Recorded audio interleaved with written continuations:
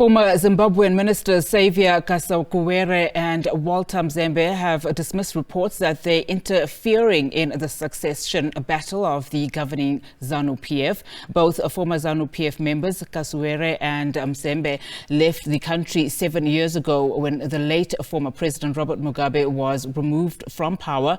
They say they're not taking the allegations lightly, as this can lead to harassment by law enforcement agencies of Zimbabwe.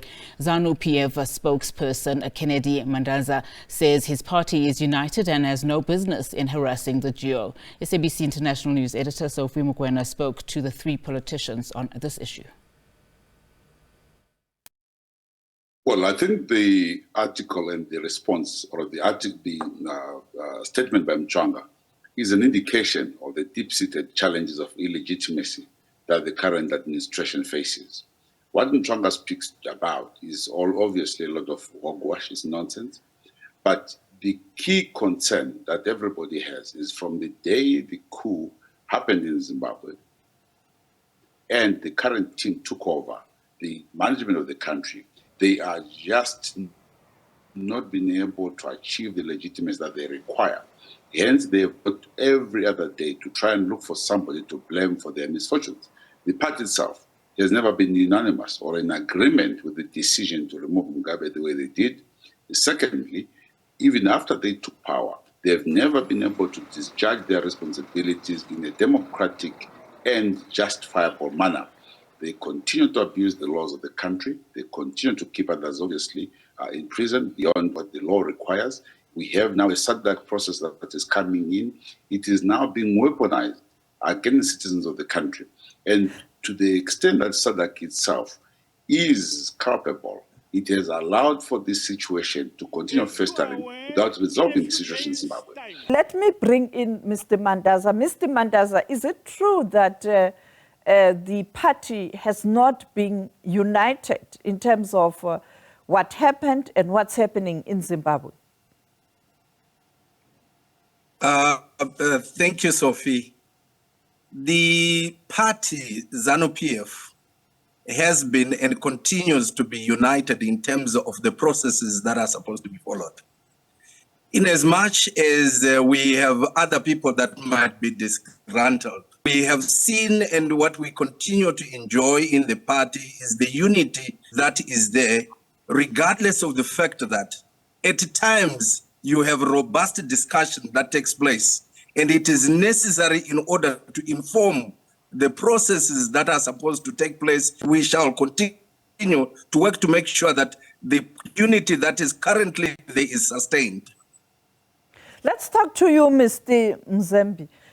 You are also being accused as pushing for early succession debate within the Zanu-PF. Well, it's extremely unfortunate, first and foremost, that Chris Mutsvangwa himself is not in this conversation, because essentially he's the one who raised his allegations against us, and the precondition for accepting to appear here was that he would join us and he would substantiate his allegations. Unfortunately, he has delegated it to this brother, who in my books is absolutely no longer standing on the matter under consideration right now. But that said, let me be kind to Comrade Mandaza and allow him to vent from the party side what he thinks the party position is.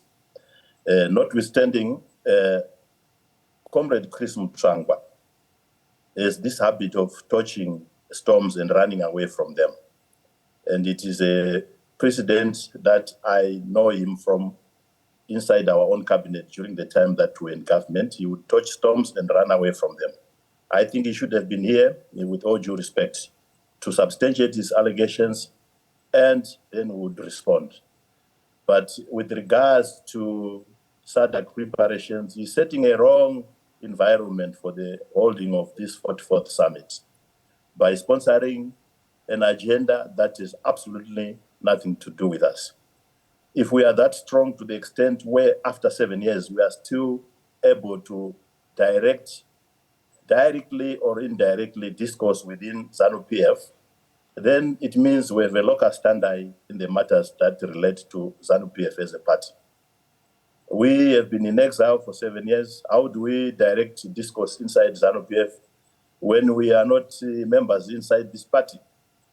How does he name drop Kasukuwere and Mzembi inside the succession debate in which we absolutely have no locus standi, because we are members in bad standing according to them? That's why they expelled us.